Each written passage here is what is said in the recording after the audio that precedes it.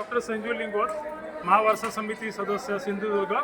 आपल्याला हे सोलापूर जिल्ह्यातील मंगळवेढा तालुक्यातील माचनूर हे सिद्धेश्वर हेमांडपंथी प्रकारचं मंदिर दाखवण्याचा मी प्रयत्न करत आहे।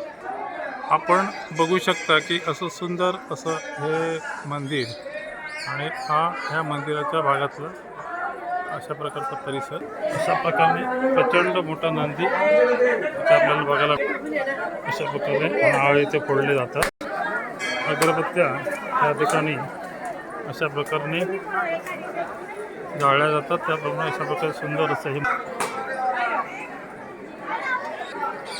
महाशिवरात्र असल्यामुळे अशा प्रकारच्या रांगा इथे आपल्याला बघायला मिळतात। अशी सुंदर प्रकारची इथे दीपमाळ, अत्यंत जुन्या प्रकारातलं हे मंदिर, अशा अजून दीप किल्ल्यासारखा आतील भाग असलेलं हे प्राचीन मंदिर आणि ह्या अशा जुन्या दीपमाळा आपल्याला बघायला मिळतात। असं सुंदर असं हे प्राचीन असलेल्या या मंदिराचा हा सुंदर असा परिसर आपल्याला बघायला मिळतो।